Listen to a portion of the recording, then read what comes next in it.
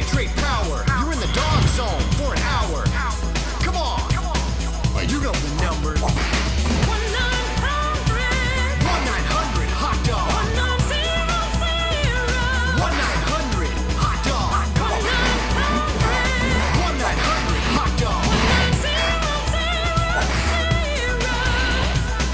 Yeah, 9,000. Welcome to the Dog Zone 9000, the official podcast of 1-900-HOT-DOG. We're the last website. Come support us at patreon.com/1-900-HOT-DOG. We run new comedy articles every day, which is incredible, plus bonus podcasts, community events, more. We're the last ones paying talented human comedians good human money just for fun, for joy. You guys remember Joy, right? I mean, maybe not. No. It probably not. It's this thing we used to have that was, I'm gonna say it, better than Wailing Despair. We do that. Come check us out. I am notorious dog murderer Robert Brockway, and with me, as always, is my partner and, yes, notorious dog murderer Seanbaby. It's a pleasure to be here. I love to murder them dogs. Love to eat that cold cream. And our guest, that's right, it's notorious dog murderer Tom Reimann. Glenn Shaddix's second favorite pig sticker. I'm so happy to be here. So happy to be here. This is I was weirdly obsessed with this movie in second grade, but I had no memory of it. I don't think I'd seen it since then, and I certainly didn't remember it being this insane. It's incredible. I can't wait to dive into it. Before we like to not even tell people what we're doing before we plug. in case rightfully they decide, oh, I'm not going to listen to that. Yeah, these guys murder too many dogs. Yeah. Tom, where can people find more of you? Oh, geez. Well, I co-host a podcast network called Gamefully Unemployed with my buddy David Bell. You can check us out at patreon.com/gamefullyunemployed or wherever you listen to your free podcasts. We have a bunch of stuff that's exclusive to the Patreon and also stuff that's on the free feed, so check us out. Sweet. Yeah. And one thing you will not be covering is Bingo, a 1991 children's dog adventure movie that was weirdly important to young Tom, the only person who has ever heard of it that I've spoken to. Yeah, weirdly. I don't know why. I just, for some reason, something about this movie spoke to me, and I had the scholastic novelization that I got from the book fair and everything. I had the whole, I think that was it. That was the extent of the Bingo merchandise. So I owned 100% of the Bingo merchandise. Not quite. See, we found out about this movie when I bought, as I like to do, unassorted bulk trading cards from the 1990s. In this case, it came with a ton of unopened bingo packs, and I sent that out as a reward to our fine patrons who pledge at that level. And you too could get dog murder cards if you pledge. That's not a great plug. So everybody got these packs, and nobody remembered this movie existed. This was a major release. This is not an obscure movie. It was in theaters all around, had an advertising campaign, had merch, and everybody got these cards, and you would open these cards, and it would just be guy with a gun pointed to this dog's head, guy with a gun pointed to this dog's head, guy with a gun pointed to this dog's head, guy with a knife pulled on the dog, like, just dog murder after dog murder. We're like, why? What is this movie? So we watched it for our community movie night for the meat party. Again, subscribe to 1-900-HOT-DOG. we show dog murders. And child murder. He's dead twice in this. Sure. They do kill a couple kids. Well, the same kid many times. Same kid. Do you know the movie I Saw the TV Glow? Yes, okay. I have not seen it yet, but it's on my list. So yeah, I watched it, and it's very weird. I wouldn't say I got it, but of course the zeitgeist is that this movie very well communicates what it's like to transition genders, and I wouldn't have got that if someone hadn't told me that. But I feel like that movie's a good touchstone for like how that movie somehow artistically helps explain a thing that's very difficult to explain, and I think Bingo helps do that for having a stroke. Late onset dementia. I think just having your head chopped off and watching yourself die, I feel like Bingo explains exactly what that would feel like. It's the rim of the universe you see right before the darkness takes you.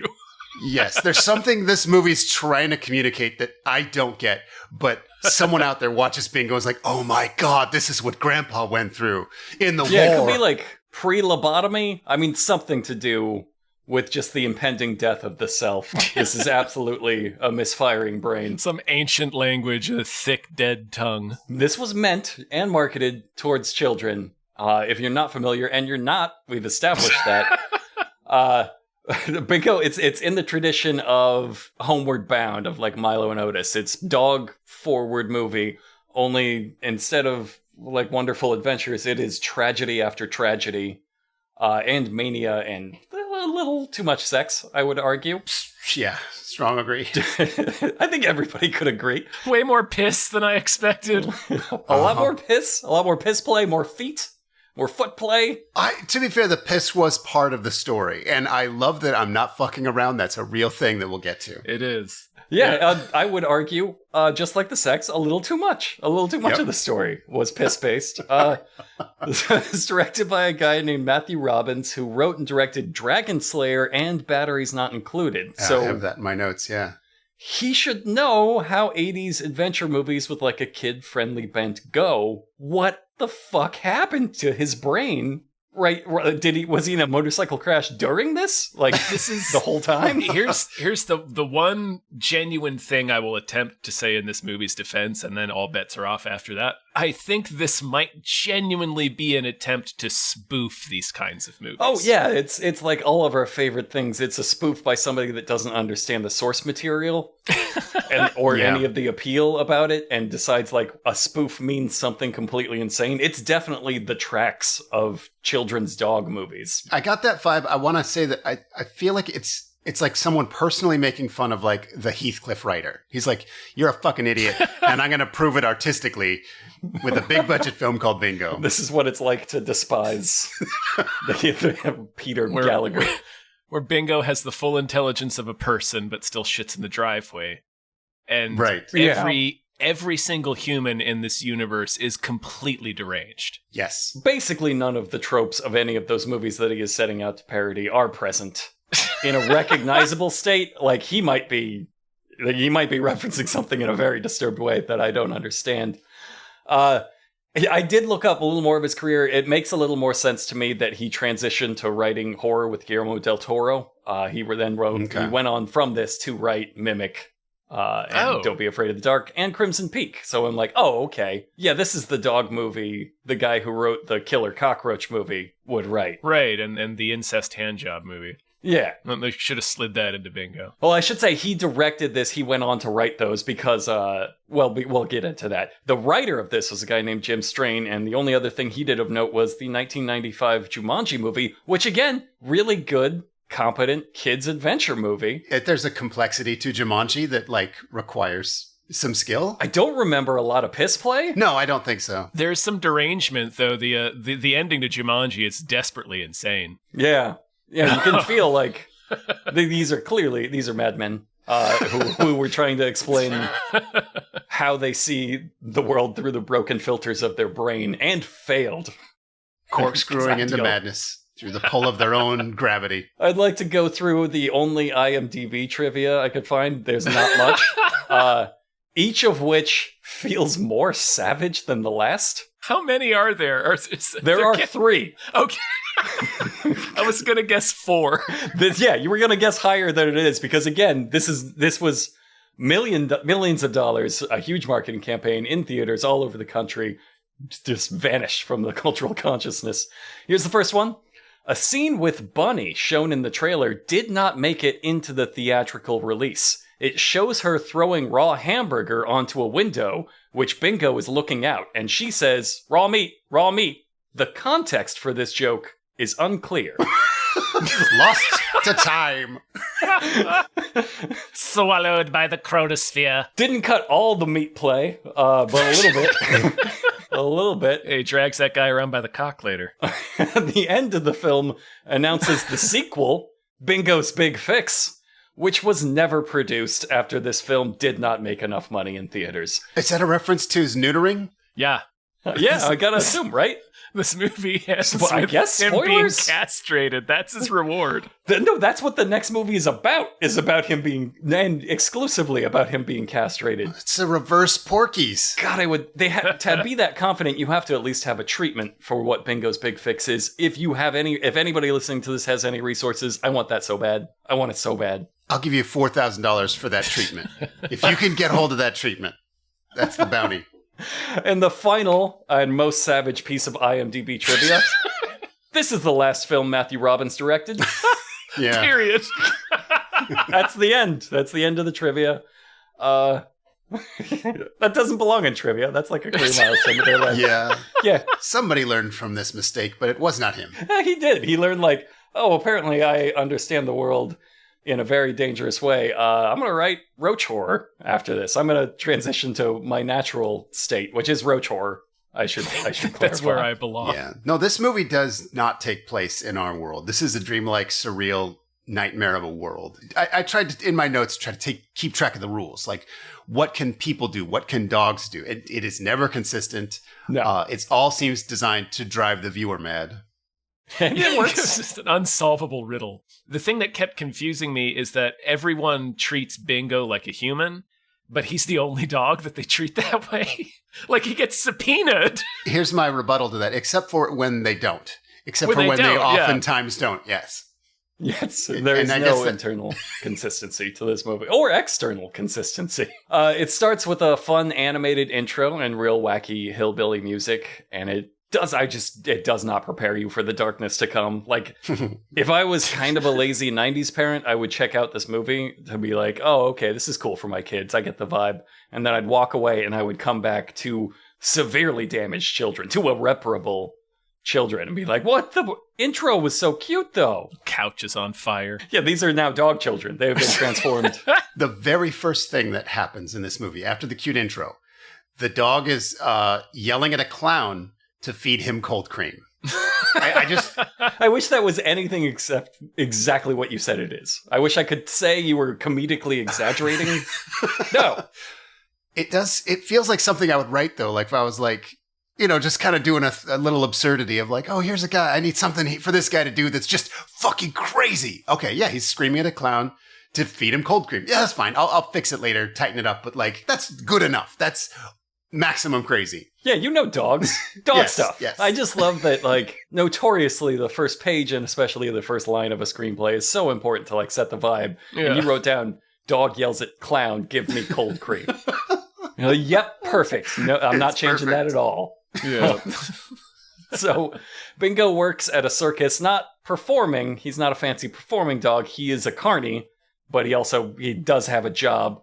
It is chiefly waiting on some fancy performing poodles. So he is slave class, is what we have established. There is a dog caste system, and he is at the bottom, which I did not know. That was news to me. That's the first insane assumption that we're getting out of the way. He spills some water, and his owner, one of many, many needlessly murderous, dog murderous villains, holds up the bag somebody tried to drown Bingo in, because he keeps that bag around to threaten the dog. To remind him, yeah, you know. And we know the dog is prone to flashbacks. Like, that's a big part of the plot, is that this dog, when faced with one of his many near deaths, will, like, have a Nom-style flashback. 40 seconds, a minute and a half of terrifying flashback. Yeah, because long story short, like, one of the poodles is hurt and can't perform, so Bingo has to fill in, because any fucking dog can do it, apparently. And they put him in a poodle coat. They put him in a poodle coat, which is bizarre. And then they try to make him jump through a ring of fire, and then he has vivid PTSD flashbacks to when his pet store burned down when he was a puppy and his mother died in it. Yes. So many died so that Bingo could live. Because the firefighters actually say the words, like, we can't save all of them. And then I was like, just save the ones you can. And Bingo got chosen. So he has, like, this survivor's guilt that he carries with him whenever he sees fire. You sit upon a throne of bones. Earn this! Screamed 1,000 fish and mice. The way we show that he is just haunted by this grief is that we show him as a puppy mourning in front of a grave to his mother, in front of a dog grave. His mother has a water feature headstone in the cemetery. The only thing we see of her is her dead body half in a kennel, like in a pet store. Like, In a pet store. But we need to understand, chief of all, this dog can feel grief, is what we need to understand very clearly. Obviously, like, when that pet store burned down, they did not retrieve every bit of the remains, separate them, and then give them fancy funerals. So do you think in the first draft of the script, like he was just visiting a thing that was like crudely labeled mass grave of pet store accident? It was bodies, a refrigerator and then box. someone said, that's a real bummer. Let's give the dog a real nice water. I'm sure the first draft was the dumpster behind the burned down pet store. Can you imagine if we try to get to the bottom, if we try to decipher the writing process of this movie throughout the podcast, how fucking crazy it would take us? This would be a 9-hour podcast. There's no way we could do it in under that. I just like that so early on we established that really traumatic, insane events hurt this dog mentally for a lifetime. Get ready for what happens next for the next hour and a half. Remember, every one of these playful things that happens will haunt him for a lifetime. So Bingo can't do it. He's too haunted by his mother's death, which is a great opening for your dog adventure movie. He runs away from the fire hoop, and then we cut to the trailer later that night, and his owner is just pulling out a hunting rifle, desperately trying to murder this dog for being afraid of fire. And his wife, I guess, is the only one trying to stop him, saying, like, he's just a dog. And she holds him off and tells Bingo a set of very abstract orders, like, go start a family, discover what makes you happy. And he doesn't get it. And he keeps coming back with, like, objects of a picture of a family or a ball. Yeah, they're doing a little who's on first routine, only one of them's a dog. And one of them's a murderer. Yes. It's who's on first. Yeah. If somebody was just off screen going, hey, if you don't get this right, I'm going to shoot you in the fucking head. Right. She's not a fan of vaudeville because she's like, all right, screw it. We're shooting the dog. She just says after like 3 things. She gets so pissed at this fucking vaudevillian routine, she agrees they should kill the dog and shoots at it. She grabs the gun, overcoming a murderous rage, and starts unloading bullets. Several. Not in a, oh, buddy, you gotta go, you can't come with me back to society, tearful kind of way. Like, aiming down sights, I'm gonna plug this fucking dog now. I hate this Laurel and Hardy shit, I'm gonna kill you. It's been 5 minutes. It's 5 minutes into the movie. We have You're right. We have not even got our feet under us yet. It's just like this dog is doing fucking bits. Hell no. We've revealed that in the past, he has been burned and attempted to drown. He's been shot at by multiple people who ostensibly loved him. His mother's dead, and he is capable of profound grief and mental suffering. All important things to establish in the first 5 minutes of your children's dog adventure movie. Here's what's important. How smart is the dog? How amazing is it that this dog is kind of smart? Like, she's doing who's on first. She's like, hey, go for cover. And he brings over a bedspread. And she's like, no, not like bed covers, dog, but like, she should be like, holy shit, you can speak English? Like, you understand the word cover? No one would have taught that to a dog. This is amazing. But no, she's like, you fucking idiot. Like, I not only expect you to understand every word of English, I expect you to like understand abstract meaning behind these words.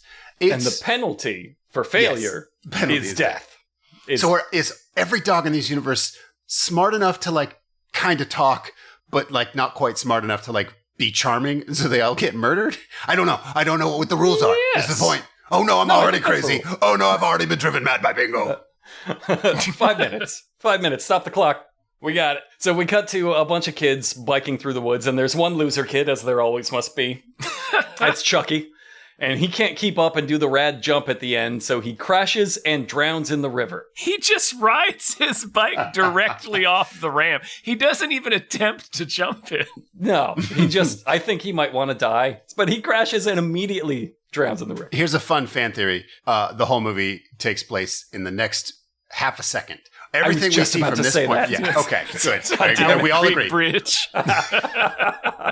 Just the fantasy in his mind's eye of an impossibly smart dog that saves him from drowning in a 2-inch creek. I mean, we said it at the start, like this movie, everything that happens is some form of the death of the self, of a brain dying. And it's absolutely this child drowning in a river immediately. Just immediately. Also, let's check the clock. 7 minutes, our second drowning.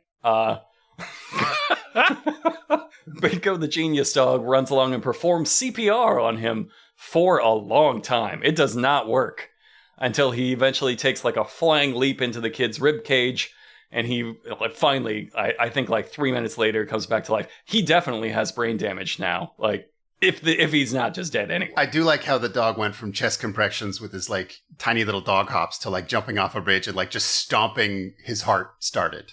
I don't know. It's fun to me. Like, this is the bit that I liked. Of all the bits they try to do, I was like, a dog doing CPR is a kind of the right kind of magic for the early 90s, right? Like, this is probably what you were attracted to as a child, Tom. It's like, this dog is so smart. He could bring you back to life if you die in a creek. Which is a big problem for me, young Tom. This dog is the key to eternal life. At least I can stop dying in a creek so often. So after he brings this kid back to life, he passes out, and the kid wakes up to find that he has been stripped nude, and Bingo is drying his clothes. So, at some point, the poodle training guy trained this dog to strip young children. Mm-hmm. And then build a little pervert's tent. Okay, that's possible, but here's the other thing. I thought, just being generous to Bingo, I thought maybe he is claiming this boy as his son, and he's like, you live like a dog now, without the clothes of man. You live here nude in the woods with me now. At best, that's what it is. But yes, I think the much more likely explanation is the circus guy trained the dog to strip children nude. I don't like that that's the more likely explanation. He gave off that classic, I train dogs to strip young boys nude on command vibe. It was the handlebar mustache, really, that did it. Yeah, it was. That's a I train dogs to strip children mustache. I think it's important to establish there's been no radioactive goo or magical wishes that caused any of this. It's just a weirdly smart dog that knows how to do CPR and also has some quirks, some child nuding quirks. Eating cold cream, stripping kids naked. Just ripped to the tits on cold cream, and it all makes sense. So Bingo goes to catch a fish for the kid, and that's enough for a bear to attack them. If you take a fish out of the river, a bear will attack. Yeah, that's his fish. So, I was going to slap that fish. Just instantly, like the second he steps out of the river. It's like the only activity I get to do out here, man. Why would you take that from me? And like they are so clear. I'm harping on this one very small moment when there's so many big moments to come, but it's just so crazy to me that Chucky looks at the fish and is like, "Oh, he's here because of the fish that you got out of the river 1.5 seconds ago that summoned bears." Like, just that's the logic on display here. Well, the dog tells him that. The dog climbs up a tree and starts barking, and the kid's like, oh, I understand what you're trying to say. You're trying to explain that weird thing about the fish we just talked about. I'm going to throw the fish at the bear, which, to the movie's credit, does nothing. The bear's like, what the fuck was that? I'm going to kill you and eat you. I'm here to eat children, as I have been trained in a circus to do. So next we meet the kid's family, Chucky's family. It's one reckless animal trainer. And his whole family, of course, despises him for being weak, I guess. Only the mother even seems to minorly tolerate him, and not very much. There's the shithead brother, Chicky, which is never addressed why they did that. And the father, Hal, who we learn is a failed football place kicker and hates all animals and loves foot stuff. Like, not just kicking stuff, explicit foot stuff. He's a barefoot place kicker. And does not wear shoes, or does not wear one shoe. He's David Rash. Everyone knows him from Sledgehammer or any of his other 500 films. And the mom is Cindy Williams, who was Shirley on Laverne and Shirley. Some great actors. Who are given a lot of space to play with the foot cues. They're not very worried that their child has been missing, hours and hours in the woods while he was with their brother. Like, the brother that was with them is like, yeah, I don't know where the fuck he went. We jumped over the river, and then he's probably dead in the river. And, it's actually worse. He's been stripped fully naked by a wanted circus dog and attacked by a bear. I mean, I don't know. It's his own fault. He wasn't rad enough to jump that jump. We're all children of the 90s. This is fair, right? Yeah, we all went through this. We lost a lot of friends to creeks and to pervert dogs.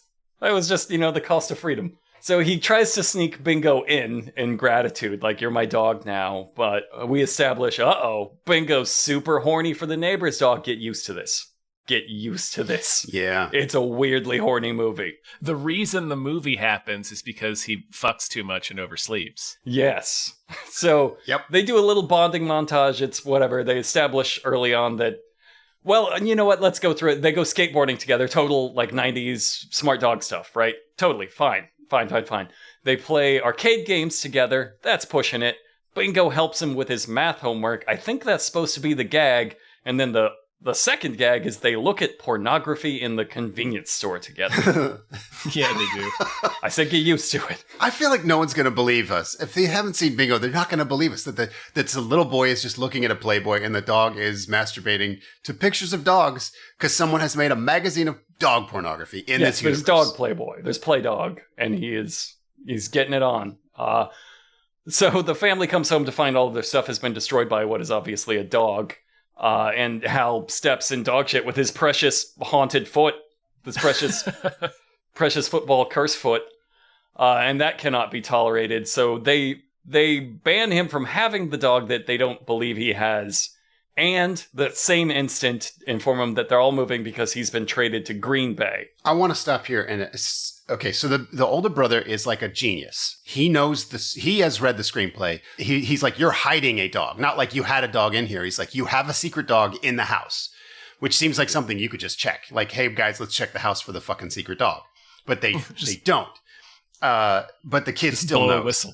Right. I guess the other thing is that other people in the universe seem to know that it's weird that this dog does things. When he's at the arcade and the dog's playing video games, it has a crowd of people like, oh my God, this dog is playing video games. That's amazing. But the kid does not. He has a second skateboard that he just puts the dog on, doesn't seem to think like, holy shit, you know how to ride a skateboard? Nope.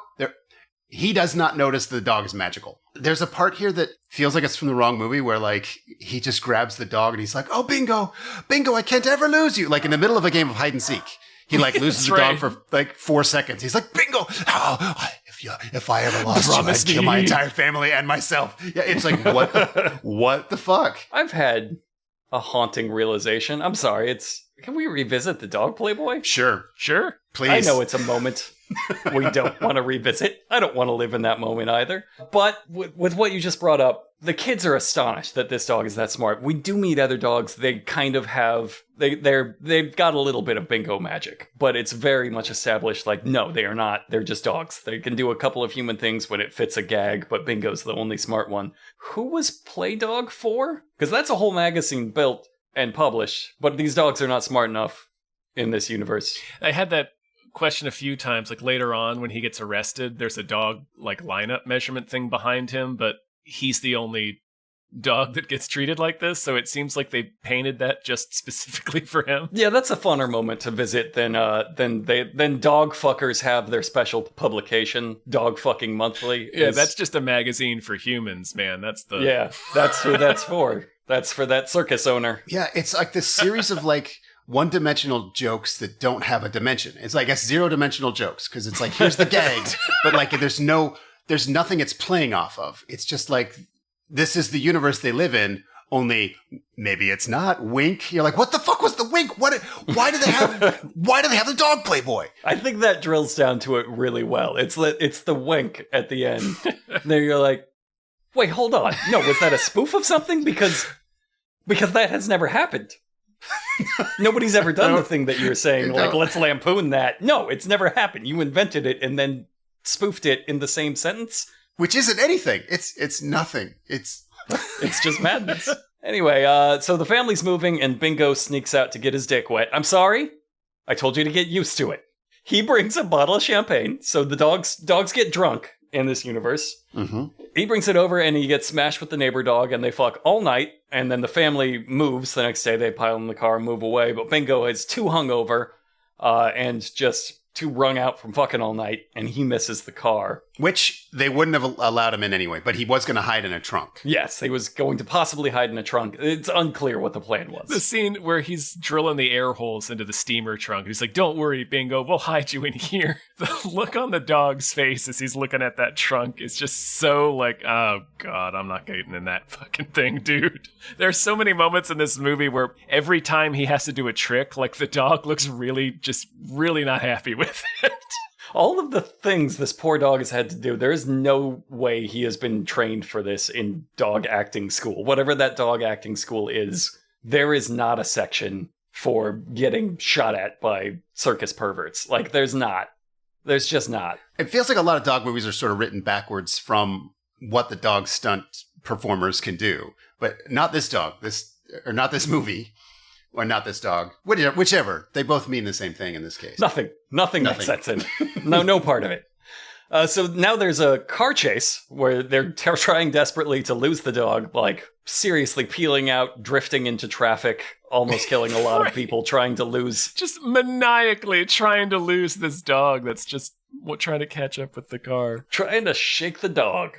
They have read the screenplay. They see a dog following them. They don't think like, oh, hey, there's a dog running after us. They think, that's the fucking secret dog that has been living in our house. We have to. They've never seen it in their lives, but they know they have to ditch it, and they're like sadistic about it. They're like, we're gonna eat our dust, you fucker. I'll kill this entire family rather than let that dog catch us. So Bingo runs until he's lost or exhausted. He's standing in an intersection, just, I guess, mourning and holding up traffic. A cop comes up and realizes, Bingo's been drinking. So it's illegal for a drunk dog to stand in an intersection in this town, which I think is Colorado. That does check out.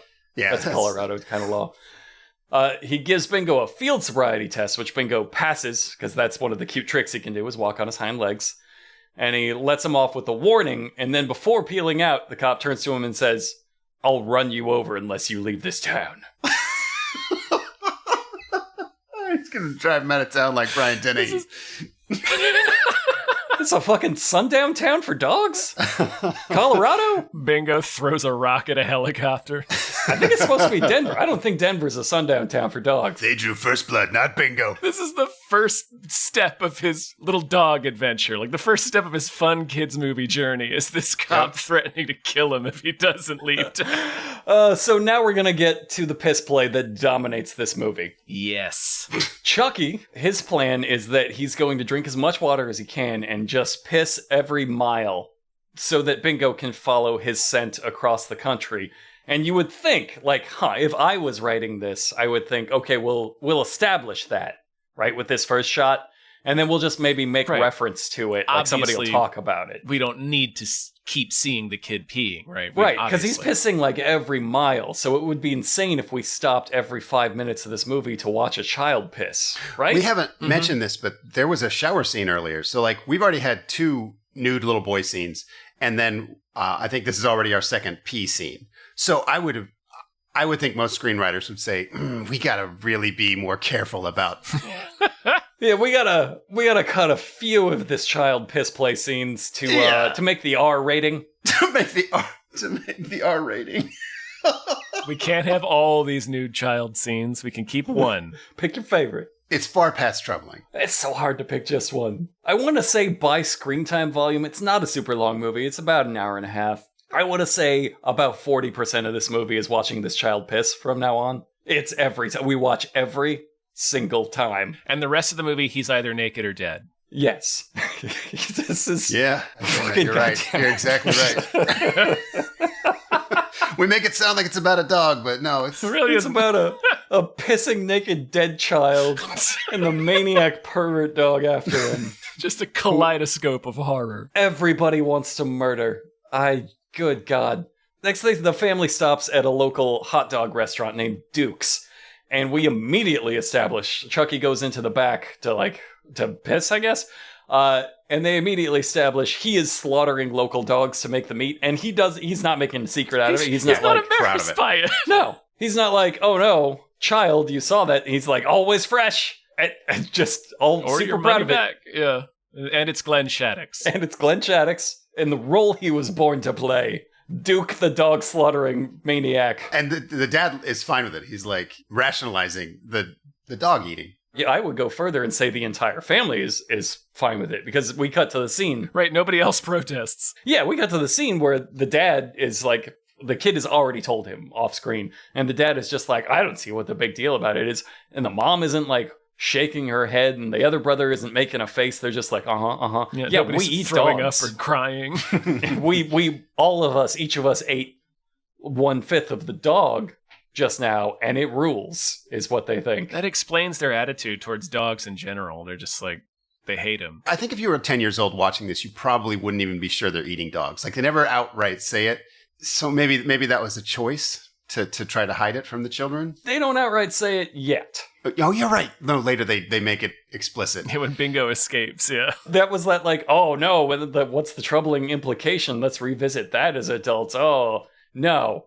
Bingo is not capable of leaving that moment tastefully off of screen. Let's see where our fun, plucky dog's first adventure on his own is. He's dying of thirst. He is hallucinating. He's dying of thirst in the middle of a highway, hallucinating that he's found both water and his family, when really he is again dying of thirst on a highway. Very explicitly shown. So Bingo is rescued by Duke, the dog slaughterer, who is again going to slaughter this beloved dog for his meat.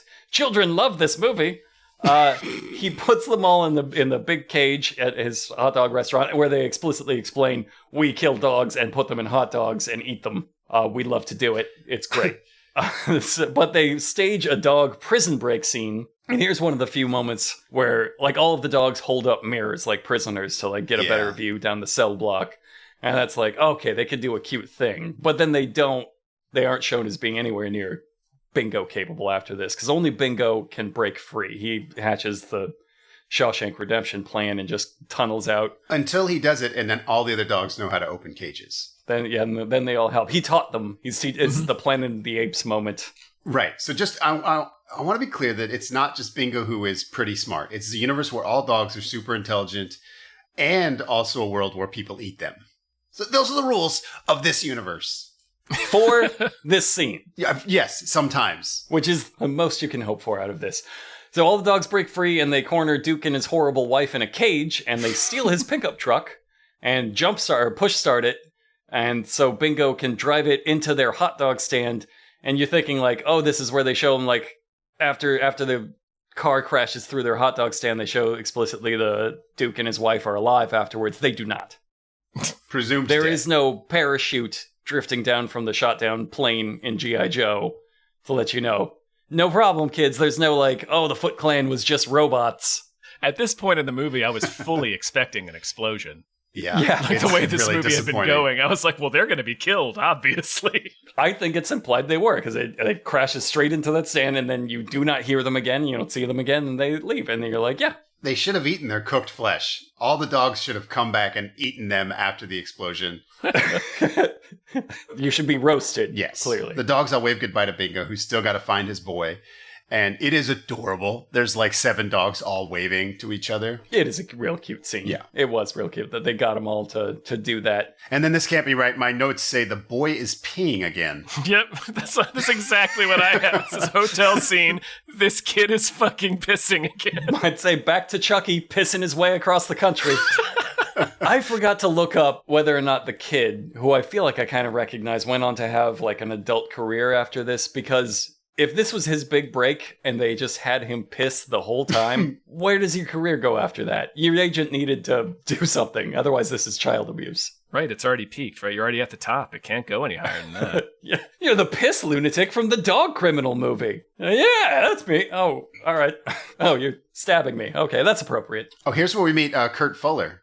Because, of course, Kurt Fuller's in this movie. I think the moment someone thought, hey, maybe an escaped circus dog could go on a cross-country adventure, like Kurt Fuller just appeared in the room and said, I'm here to read for the role of the villain in that treatment you're thinking of. Like a puff of smoke. Like, Kurt Fuller is here to play the villain in that dog thing. I think it's kind of a failed deal with the devil. Like, he was like, I want to be a big TV star, big movie star, and the devil's like, just sign here, and then in the fine print at the bottom, only in dog movies as the villain. And Hulk Hogan counts as a dog. You'll be in all the Hulk Hogan pictures.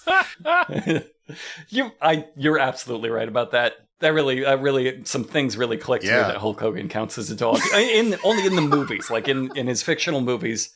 If Hulk Hogan's role was played by a dog, 100% of them would work. Most of his dialogue in No Holds Barred is identical to Bingo's. It's just barking. It's just growling. It makes so much sense. Podcast over. We solved another problem. And Bingo, there is a scene where Bingo does push-ups in a G-string. Mm-hmm. And no, I'm not going to say that next joke I was going to say. All right. Jamie, cut that horrible thing Brockway said. All right, so Bingo stumbles across Kurt Fuller and his partner, criminals in an RV who have kidnapped a family. And because this is the terrible universe we live in, his partner immediately says, like, let's club that dog to death. He just hates dogs. Everybody just hates dogs in this universe. He leans out the window and is like, hey, a dog. Let's club it to murder the dog. Kill that dog, Kurt Fuller. We just stole it from an armored car. We got to keep a low profile. Let's just murder a dog so we blend in. Kurt Fuller's the nice one. He takes him in and is like, oh, we may be monsters, but we still love dogs. That doesn't last. Bingo escapes and calls the police, at which point he taps Morse code, which seems much even for this movie. That we're establishing that he speaks perfect English and can knows math and at this point, like shitting in the driveway, that was just a power move. Mm-hmm. Yeah, you know what you're doing. You know what that means. What you did. There's something here I had in my notes. The older brother figures out that he's leaving a piss trail for the dog to follow, which I found to be way too smart for this kid. Like he's like, oh, the kid's peeing again. Oh, my God, I know what this is. He's leaving a dog trail for that fucking dog that I just met. Too smart. Well, it's like you said earlier. He's read the script. Yeah, he knows what his role is in this movie. It's very strange. He also knows later that the hat that Bingo brings him is Chucky's hat. Yeah, he knows everything. Is a dog psychologist a thing? I think that's probably that's what he's born to do. Dog psychology. Or dog psychic, almost, because he doesn't seem like he has the information necessary to come to these conclusions. He's a TikTok dog psychic. He's a TikTok dog psychic, yep. So Bingo escapes, calls the police, and frees the family, and even attacks one of the criminals to save the daughter. And so the family gets away just as the police arrive. And so what are the criminals to do except for take Bingo hostage? They take the fucking dog hostage and hold a revolver to his head. In this children's movie. Cock back the hammer, they're ready to blow the dog's brains out explicitly. It's a recreation of the Lampoon cover, right? Because isn't he the same kind of dog? I don't remember. Is he? I can't actually know. You're right. It's not the same kind of dog. Maybe that's the rep. I got your human brain is looking for references. What the joke here is that they're holding the dog hostage as if it's a human. Like, we'll kill the dog if you don't let us go. And the cops live in this universe, so they do not care. So they're like, open fire, kill that fucking hostage. It's just a dog. Right. They're shooting like they're trying to hit the dog. Like they fill this trailer with bullets. Yeah, they have automatic weapons and riddle the trailer with bullets. Like, let's just kill everybody in there, including that fucking dog. They don't somehow, and the family is so grateful for Bingo saving them, they're going to take him home as a reward, which Chucky sees on the news and screams bloody murder like it's the worst thing that's ever happened. Even though that would mean he at least knows where to find the dog then, which he does. He mails a letter to the dog. I don't think they gave their address on TV, so I put in my notes, how does he know where this family lives? I get that he saw them on TV. He mails it to the TV station. Oh, okay. Like it says care of Channel 4 or something. That's good writing. I'm glad that there's a real answer. Speaking of good writing, the letter, his plan, right, is for Bingo to follow the scent of the letter from mailbox to mailbox to lead him to him. I don't think that's his plan. Yeah, that happens later. Oh, that happens later. Okay, I was just, okay, well, I guess that means that he pissed on the letter, right? Oh, for sure. This kid would be so brilliant if he did that. I don't think he did that. Yeah, they didn't show that. I think he's still... 100%. Well, he did do that, but he had no idea that it would lead Bingo to him. He was just doing that. He'd at least have so much piss on his hands when he wrote that letter. Yeah. I think it's more like everything he interacts with at this point is just covered in his piss. Just in a haze of piss. Yeah. Like the kid from Charlie Brown, but with piss.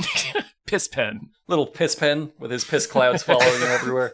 Here's something a good movie would have done better, is that they need to establish that Bingo's new home sucks. And they kind of try to do that by showing that creepy twin girls have dressed him up like a baby and he doesn't seem very happy about it. But like a good movie would do like a Cinderella type thing and they're like evil dog owners and like they got to rescue Bingo. But they kind of don't establish that. There's just... I think they should get half a point on this quiz for like thinking of that. Like, oh, we should establish this is bad. But then they're like, no, we have to bail on that. It's important that we get to the second dog prison segment of this movie. This is good writing because we know the letter's coming to the dog, and so then they come and they deliver a letter to the dog, but it's not the letter, it's a subpoena. And that's a genuine twist. I was like, what the fuck? What does this mean? So dogs can be held accountable for their crimes in the human justice system. Yeah. And are punished as humans. He has a social security number, right? That's what that he means. Must. Yeah. He must. Is this a racial metaphor? I hope not. I hope. I have so many notes here. So let me try to explain. He's called as a witness against Kurt Fuller and his partner, which is strange because there are like 250 eyewitnesses and most of them are cops. There's no question these guys did the crimes they did. They do just a bunch of fucking gags. Like the defense attorney says, hey, read back the notes from the witness, and the court reporter goes, bark, bark, bark, bark. It's amazing. It's like a Soviet era Russia answer to Saturday Night Live. It's just this joyless, mirthless, technical humor. So then the defense attorney also, it just starts introducing evidence. He's like, here's a bunch of poop. It puts you at the armored car robbery. And the footprint. Yes. And then the other attorney, the DA, is like, dude, objection. The dog's not on trial. He's a fucking witness. You can't just introduce new evidence. But the judge is like, hey, buddy, this is your fault. You introduced the witness in the first place, and it's a dog. So there's no fucking reason left in the universe. We're going to let the madness play out. Really need to point out that at the beginning of the scene, the defense attorney says, like, what? You can't bring a dog in here. Like, overruled. We're going to hear the dog out. Yes. And then it turns out his entire case is based on the dog. Yep.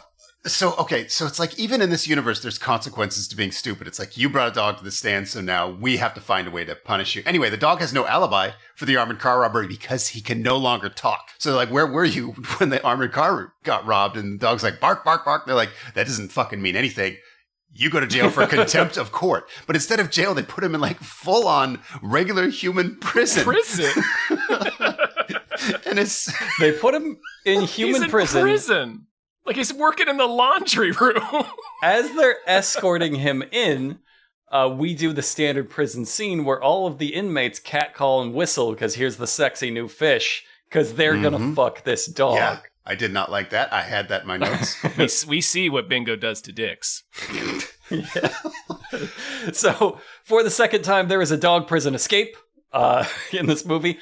Just, can you imagine turning in a script where there is multiple dog prison escape scenes and nobody anywhere in the point is like, do we need the second one?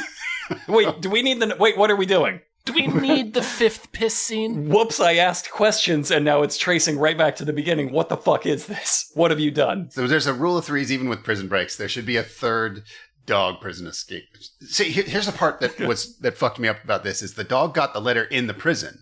And he had his cellmate open it because now all of a sudden Bingo can't read. That weirded me out because I was sure the dog could just read. He knows Morse code. Right, he could do Morse code. He reads the phone book later. Yeah, he does. He reads the phone book later. So what the fuck? So anyway, he's reading this letter to the dog, and it's like, it's written by a little boy. It's like, Bingo, I am your boy. We will be happy, together and happy. All you need to see me to be happy forever is...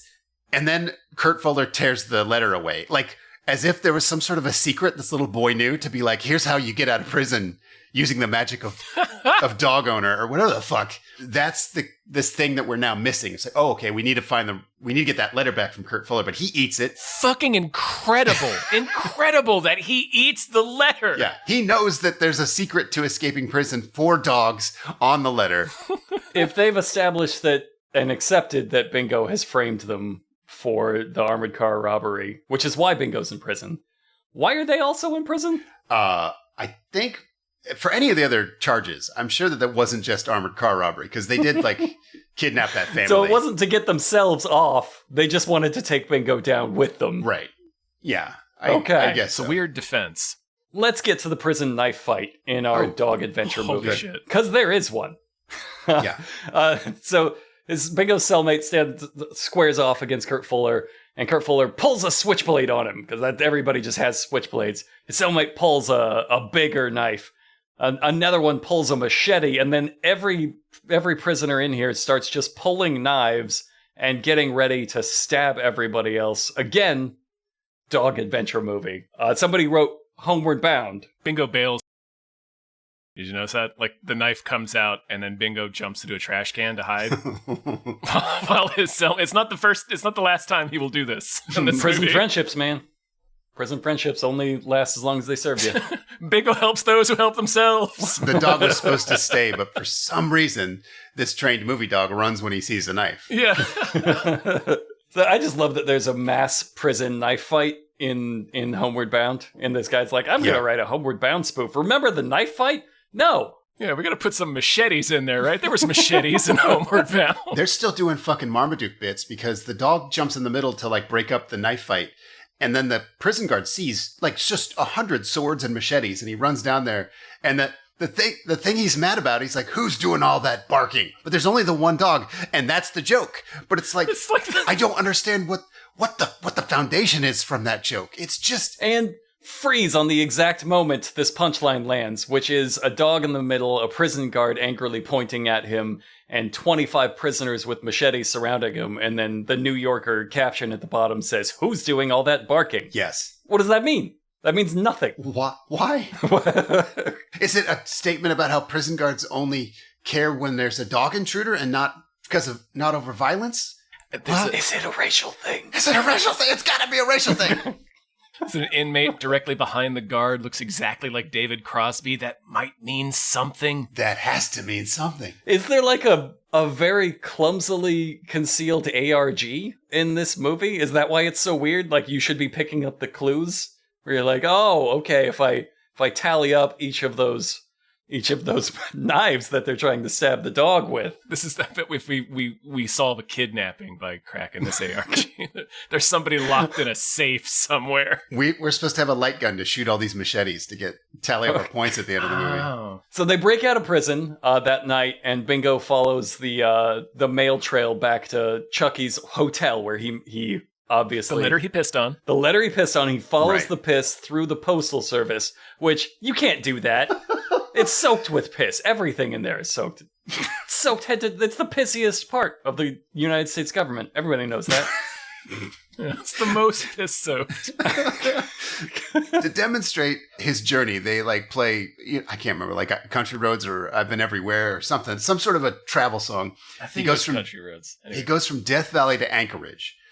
He finally finds the mailbox where the letter was sent, but it was sent to the TV station, not prison. So it's just a lot to forgive. You're telling me the post office sent a letter to a dog with the wrong address to a dog living under a different name and then forwarded to a prison in a different state? I'm fine with a dog speaking English, but this is fucking crazy.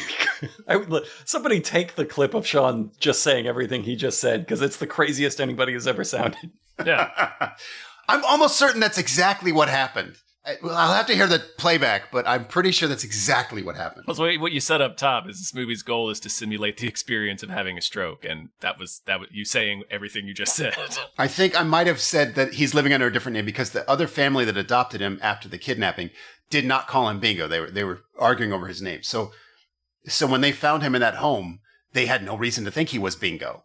So they had no reason to give him a letter addressed to Bingo the dog. However, he's wearing a collar the entire film that says Bingo on it. Okay. Yeah, that's... And I'm just like, all You're the right. people that try to give him different names. It's like, maybe it's the one on his collar. You're right. It's it's a perfect movie. I fucked up. You're right. All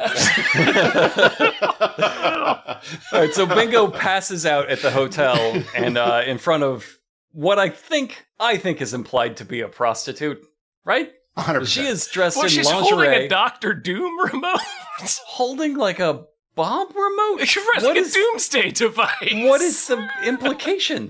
This was a dildo, and then they're like, let's just change it to something. And I think it was the walkie-talkie change in E.T. that this was originally a dildo, and they changed all dildos in the movie Bingo. Steven Spielberg came in and digitally changed it to a Dr. Doom bomb. Only there was just the one, so you're left wondering what the fuck is going. Why does that prostitute have a death ray? I don't understand. So Bingo passes out at a hotel, and they bring him to a hospital to do a nose transplant. And Chucky wakes up in a cold sweat, like this is a nightmare. Right, like they're psychically linked to dog anesthesia Was or something. Yeah. Was it a nightmare? I don't genuinely know. can't tell because there's the no way. actual world is so out of its mind. That's word for word my notes is like, I think in a movie this is framed like, oh no, that was just a nightmare. That's not what actually happened to Bingo. But there's no way of knowing with the logic you've established so far in this movie That is not out of line. That's like the fourth tamest thing in this movie so far. And I think we do see that doctor at the end. So I think he did again, get a Doberman's nose transplanted into his face. Yep. Again, the whole ending is obviously, I'm just going to spoil it. It's obviously another death. It is another, Right. it is. There's nothing else it could be, and I'm sure we'll make that point strongly later. But so the hooker makes Bingo a cold cream and jelly sandwich because he loves cold cream. We've established that. And now, she knows this. here's where, like, it cuts to the criminals finding that box in the trash and eating the cold cream out of the trash. Now, this is like... They're on the That run, means, man. I guess what troubles me is this shows that the screenplay has been sort of fussed over. They're like, let's have all these little transitions between scenes. This is a very polished, like, writing style to transition between scenes like this in a way that bothered me because the movie is so fucking crazy. It feels like someone tinkered with it to get it this crazy. They're tracking Bingo with their own trader dog. If we've established dogs are smart enough, which I'm not totally on board with, but if so, this dog is a fucking traitor, race traitor. Exactly. He's helping them track to murder Bingo. So Bingo gets off in Green Bay finally, and he looks up the family in a phone book, because he can read now, and he gets to their house. We get a real close-up on Hal and his wife just dirtily foot-fucking each other on the front porch. It's real gross. Didn't like that. Didn't like it. That's what it says in my notes. Didn't like it. Didn't like the dirty feet just intertwined and Could have thrusting. done without that. Because she doesn't seem into it. Like, seems like she married him in spite of his foot thing, not because of the. But we've established all he is his foot thing. His whole character. Maybe is he foot was thing. a man once and has devolved. There was something in the scene right before this that I wanted to call out real quick. It's just we see that Chucky loves dogs so much that he just has dog wallpaper. Like, his room is just covered in pictures of dogs. First thing he got in the new Green Bay home. It's mood wallpaper. Whatever Chucky is desperate for at that time, it just changes around him. Because as we've established, this is all within his dying brain. Yeah, of and course. that's one of the messages trying to be sent to him. That explains why in the next scene the wallpaper changes just his father's foot. His father's foot. His father's foot. Exactly. So Bingo sees Chucky and runs up like, oh, yeah, he's back. But oh no, Chucky's walking another dog. So Bingo turns around and leaves, totally dejected, even though Chucky was just walking the dog for the neighbor. Gives up real easy. He just went Instantly. like 1,000 miles to get here. Doesn't wait 3 seconds. People own 2 dogs, Bingo, you fucking idiot. It could be the brother's dog. Yeah, it's the neighbor's dog. Yeah, he's just taking the neighbor's dog for a walk because he loves dogs that much. Right. His room is covered in pictures of them. This is enough for Bingo to contemplate suicide. You're right. He's staring out at the bay. He goes to the bay, and it seems like a contemplating suicide scene to me. And then he wanders the night alone, too much of a coward to even end it on his own terms.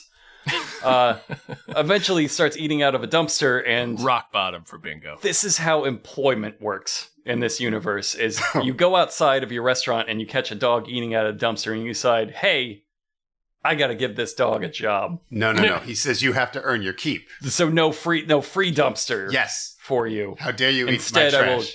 give you a job as a dishwasher, licking all of the plates clean. Very slowly. this fucking Ratatouille son of a bitch.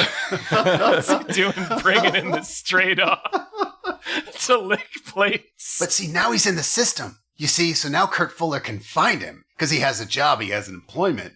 So Kurt Fuller is putting up reward posters with like this childlike drawing of Bingo. So then some kid, the actual dishwasher who's jealous of Bingo goes up to Kurt Fuller. He's like, hey, this dog is working as the assistant dishwasher at the cafe, not, my God, this amazing dog has a job like unto a human being. He's just like, yeah, man, I know that dog shape you drew. He licks eggs. He licks my eggs. It's fucking madness. I think I lost my mind again. He's going to get promoted ahead of me to head egg licker. I'm glad you landed on that too. That means that boy's job is to lick the plates clean. Yes, and he's jealous that Yes. his dog now has it. Yes. He's trying to sabotage a coworker. Because he's jealous of how well the dog is doing at plate licking, which is again his human job, because he was also caught eating out of the dumpster Eating out out the back, trash. and the rules of this universe demand that he know. Okay, so they abduct Bingo from work right as Chucky arrives, and Chucky, in a blind rage, in a scene I actually love, just pedals as hard as he can at them, screaming screaming just bloody murder, and rams them in the dicks with his bike. And takes them down, and then leaps on top of them and tries to bash them to death with his tiny fist. I gotta give it to Chucky. He goes hard here. Yep. Does not win. No, absolutely not. These are two adult men. But he got the blood rage and just no self-preservation, not even really for the dog, just to kill. And they immediately take him out. Bingo leaves him for dead. Bingo Again, he runs off and hides. Bingo's looking So out for good. number one here. And then is quickly overcome with regret and agrees to follow the car to try to get them back. And this is a fun reveal because they're like telling the kid, hey, we're going to kill you. He's like, hey, my dad's going to beat you up. He is the kicker for Green Bay. And they're like, I know that guy. He fucking sucks. But this gives them the idea for a game fixing scheme. He's like, oh, he kicks for a football team. We can use this to fix a bet. And then we reveal that the dog is on the roof. We're not like, oh, yeah, things will be fine now. Especially since they take Chucky, the kid, to a remote warehouse, and we see that they are building a bomb, which seems, even for this movie, a little bit of an escalation. You're going to explode the child now. Also, do we know how they got out of jail? No. They just escaped. It was they just exposited, we escaped jail to kill the dog. They squeezed that in the middle of a sentence. We never should have been in jail, it turns out, because we framed the dog for our crimes. So they let us go. No, they're escaped convicts. Okay. I promise. I put that in my notes. I believe you. Okay. I'm not crazy. I'm not crazy. It's important. It's important to get that down. I'm more focused on we're going to murder a child now. We're going to murder a child and a dog for the millionth time. We do another bit. How do I do this justice? So, we are going to murder a child. We have a bomb. We have a ticking bomb. We're going to blow up this child. And Bingo takes this awful, awful moment to grab Chucky's hat. And he runs back to the family to try to convince them, look, follow me. I have his hat. I'm obviously the dog you looked at and saw. Remember, you tried to kill yourselves running from me. So you all recognize me. They established that because Cindy Williams sees the dog and asks the dog, who are you? To the dog.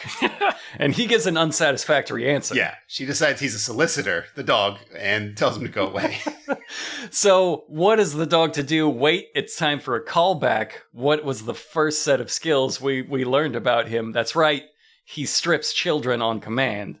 So now he's going to run back and forth, stealing more and more of the child's clothes as he grows increasingly nude while tied to a bomb. It was always going to end this way. For poor Chucky. Was it? When you put it like that, I think as soon as he met this dog. I think the fortune teller told Chucky, I foresee a dark future where you are repeatedly stripped by dogs while a ticking clock ticks by on a nearby bomb. Chucky's just this is the worst fortune teller I've ever I'd been like to. my money back. So Bingo comes back with the clothes, and they get a call from the kidnapper saying, we have Chucky, and Hal has to miss all of his field goals or we'll kill your son. Again, a crazy thing to say in this movie. Yeah. For children. A very dark thing to say. And the mom puts it all together. The dog, oh my God, the dog must be working for the kidnappers, delivering one piece of his clothing at a time, because they're stripping this child nude while he's strapped to the bomb. Yeah, I hate that they come up with a crazy plan, but it's crazy in the wrong direction. If she would have guessed what was happening, I would have said, that's fucking crazy. But the fact that she made a confident guess about something else that's equally crazy is frustrating in an extra way. So Bingo obviously understands none of this is working. All of this was pointless. I'd stripped this child for no reason. It worked once. It worked really well before, but not this time. So he they almost returns died to the to a bear warehouse. before. It never works. So he returns to the warehouse to just maul the kidnappers, which I guess was on the table the whole time, because it seems to work real well. He eats a dick for a full Cock minute. first, man. Kurt Fuller just watches. He just watched his partner get devoured dick first by this super smart dog. What else can you do, man? You'd be frozen in place. The fortune teller was right. Before he bites the dick, Bingo is stalking them like a beekeeper. He's doing a level of Arkham Asylum. and he's just like vanishing into shadows and like dropping distraction noises and shit. It's amazing. He drops a shoe, yeah. Drawing them out like solid snakes. You can snap their necks. No, so he can eat their dicks. It would be like a solid snake leapt out and ate all of their dicks, which I think I've seen that online. You got to get the DLC, but we do see him eating a sausage earlier. That's like the first thing that Chucky feeds him, so it's a bit of foreshadowing. See, that's what I mean. It's a polished screenplay. Yeah. It makes it worse. It makes it so much worse. So he is just, I guess, captured off screen because it seems like he's fucking whipping their ass. Like he's eating a man's dick and psychologically destroyed him. He's Arkham Asylum. These poor men. I wrote what the fuck when he was captured, when they cut back and he's like just captured off camera. I'm like, what? He was winning the hell out of that fight. Yeah, they established these guys didn't have a chance, and then all of a sudden he's tied up beside Chucky, and the bomb is counting down. So they're going to murder both of them, even though Hal is missing all of his field goals and complying with their demands. Then they leave the child. He said the bomb is big enough to level a city block, and maybe he's exaggerating, but I was like, that seems like it would take a lot of dynamite. So I Googled how much dynamite does it take to blow up a city block, which is genuinely, like, Google knew I was up to something. So like, it was like when you like Google the word suicide, it's like, hey, what are you concerned with? I don't think you should be Googling this.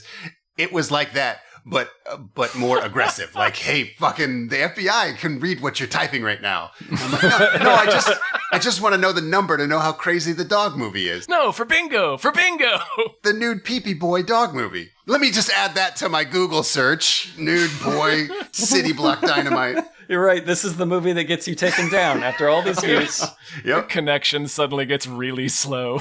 This is the linchpin in the RICO case against Sean's search results specifically.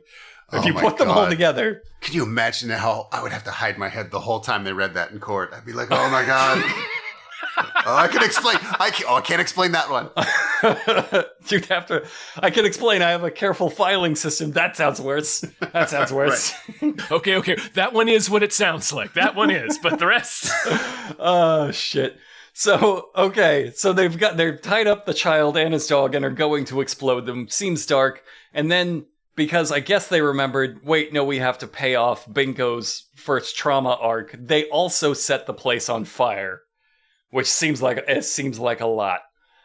So it's burning down and set to explode right as the mom arrives with the cops and Chicky, the brother, who explicitly saw Chucky in the warehouse. He realized what was going on. He ran up, he looked in the window and was like, there's my brother. They're holding him hostage here. But when they arrive with all the cops, he doesn't say a fucking word. So the cops start chasing the kidnappers. Yeah, they specifically choose not to rescue the boy. Yeah, and they choose not to rescue the child, instead opting to kill the kidnappers. They've got that. Chucky has the bloodthirst, but it's hereditary. They just want the deaths. They want justice. So it's up to Bingo. Bingo starts untying Chucky, but remember, due to his PTSD, he has trouble making the jump to the fire alarm, which they decide is a better plan than untying him, which it's not. Just as Chucky passes out from smoke inhalation the second time this boy has been asphyxiated to death in this movie, Bingo rallies and he decides, I'm going to do it. I'm going to do it for Chucky. He jumps over through the hoop and then we're like, yes, that dog has overcome one of his traumas. One of his many traumas. One of the 150 traumas that have happened to him in this movie. Another weird choice by the writer and director is when he sees this fire, he has another flashback, another PTSD flashback, but not to the source of the fear, not to the pet store fire, but to the humiliation at the circus when he was having his previous flashback to the pet store fire. So like all of these things are like stacks of trauma that he has to process every time he sees fire. So now when he sees fire, he'll remember the time, the boy was dying and he was remembering the circus when he was remembering his dead mother. It's how we know that the dog is bothered more by his own cowardice than the trauma itself. Which means this whole movie is a shame spiral because he runs from every threat in every scene. The bear, the dog murderer, the other dog murderer, the several other dog murderers. The ensuing dog murderers. And the dog murderer. I mean, he's right. He's right too. And the whole world is dog murderers. This is Particularly if you're a dog. Yeah, you should run. This is the rage virus, but only for dogs. Like the rage virus zombies escaped and only want to kill dogs.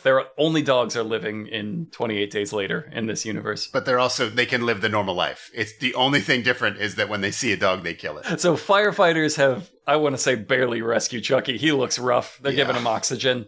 And he tells them, oh shit, wait, there's a bomb right here. So instead of fleeing this abandoned, burnt down warehouse that nobody gives a shit about, they make Bingo run away with the bomb so that he can explode off screen. You're skipping how, like, there's like 5 identical suitcases and one of them has the bomb. They're like, how will we ever know which one has the bomb? Like you can't fucking pick them up and see which one has 750 pounds of TNT in it. I did finally get the result. That's how they're gonna get you. But the dog does a little thing. He does a little point like, oh, it's in this suitcase. I'm using my keen dog senses to detect the bomb in the 5 like, we could have just fucking lifted a couple of them by now. See, I skipped it because they set up the problem and dismissed it in the same sentence. They're like, how will we do this? Oh, the dog's That's pointing. true. Wait, the dog has it. Wait, the dog's gone. Hurrah! But it took a bite out of my brain and my sanity, and so I had to say it. So Hal is ready to make his field goal because as they stand down with the kidnappers who still have the remote for this bomb, the police lie to Hal. They call Hal and say, "We've got your son. He's perfectly safe. You need to make that field goal because it's more important that this football game goes well, and your son might die, and that's fine." A good bit that the sound cares more about the Green Bay Packers winning than they do about the life of this boy. Loved it. That checks out. Yeah. I'll check that I think one it's out. true. That's a real parody of a real thing that, like, you could accuse a person of. Yeah. I genuinely laughed at that when he said that into the radio. We all agree the sanest moment of this movie is when the police call a father to lie to him about the life of his child in order to win a football game. We're like, yeah, that's the one reasonable thing that happens here. And it is. I like how that was still missing a couple layers of complexity. Like, this movie is pretty intense in, like, the things that are happening. And, like, the layers of stakes just in this moment I guess it's 4 or 5. Like, it's pretty... The fire, the bomb, the game, the standoff with the terrorists, and the standoff between the mom and the sheriff, because she wants to tell the truth. So, yeah. It's wild that this It's movie... like Inception. Yes. I will give you, it's put together very well, Mm-hmm. but what you've put together is human shit. Like, you've assembled an Eiffel Tower out of human shit, and I'm very impressed. But yeah, it's impressive. It's written by a skillful and trained and tactical, like, madman, I guess. Lunatic, yeah. A talented lunatic made this movie. I'm impressed, but you're still going in for the lobotomy. Whoops, that's how we got Bingo. They take the kid to see Bingo, the kid is in the hospital. Chucky's in the hospital, obviously. And they take the kid to see Bingo, who I guess survived and is in the human hospital. Yeah, same and hospital. The rest of this shot is very, very strange and dreamy and done in a very smooth, kind of dollied way where we follow the kid down the last shot of Titanic. Yeah, we follow the kid down the hallway, and then as he slowly realizes all of the people Bingo interacted with are there to wish him well, even though every single one of them remorselessly tried to imprison him, drown him, shoot him, burn him, or butcher him for his meat. Let's go through it. It's the family who adopted him after the 4th kidnapping, the cafe owner, the hooker, the judge, the dog meat eaters he drove into a trailer. And killed. The 2 main bad guys who've been trying to murder him for the last hour. Their attorney, the one who sent him to jail. His cellmate is there, still a wanted felon. Yeah, he probably shouldn't be in public like that. Yes, standing right next to the entire sheriff's department. And the circus performers who conspired to murder him. Fucking, what the fucking fuck is happening? This is our final death. I think Bingo did not make that jump in that warehouse. And this is... Yeah, even for this movie, that has to be what they're communicating. Yeah. This is his smoke-clogged brain coughing one last time. Like, all of these people despised him. They were just... It's his brain trying to say everything's okay now. They can't hurt you anymore. Some of them are dead. Some of them you murdered. Yes, that's true. You did kill those 2 people. And they wanted you to be dead so badly. So this is just like, as his brain shuts down, this is the final vision that he gives himself. And there can be no other logical way for all of those people to be there. Some of them just aren't there. So that's what's happening. Only if you trace it back up, kick up through the layers, It's also the dying child in the fire. It's also when he drowned. It's just several layers of ego death. It's like a game of telephone where you think you remember Homeward Bound, and then you filter it through several dying human brains, and this is what comes out. This is what comes out at the end, at the very end of all things. You have 15 people having a stroke. You tell the one on the far left, explain Homeward Bound to the man to your left. And then the dying words of the guy on the far right are the exact plot, word for word, of Bingo. Yeah. But also he's a trained screenwriter. He's like a very educated academic scholar of film. That's the movie. That's how they made this movie.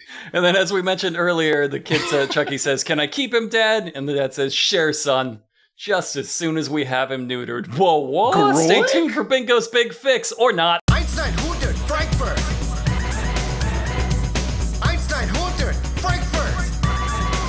Unser Podcast genau. Und mit maximalen Schau. Dogg Frankfurt Podcast. Korrekt. Ja. Der Kraft ist nicht ohne. Schick die in die Hundezone. 4 eine Stunde.